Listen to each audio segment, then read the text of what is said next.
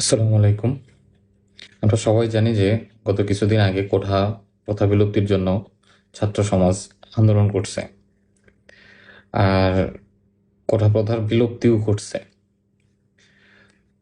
তো আজকে কথা বলার বিষয় হলো যে যে কোঠা বিলুপ্তি হইল, সেই কোঠার আবার নতুন করে কিন্তু অন্যভাবে চালু হইল। যেমন গত বুধবার দিন বগুড়ার ডিসি অফিসের সামনে হাজার হাজার শিক্ষার্থী জড়ো হয়েছে তারা সার্টিফিকেটের জন্য। মানে তারা যে রাস্তায় ট্রাফিকের কাজ করছে, সেই সার্টিফিকেটের জন্য তারা বগুড়া ডিসি অফিসের সামনে ভিড় জমাইছে। আমার মনে হয় প্রত্যেক জেলার ডিসি অফিসেই একই ঘটনা ঘটছে।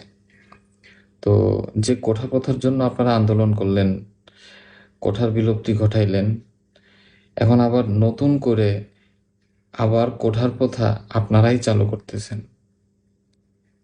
তাহলে এই আন্দোলনের ফল কি হইল?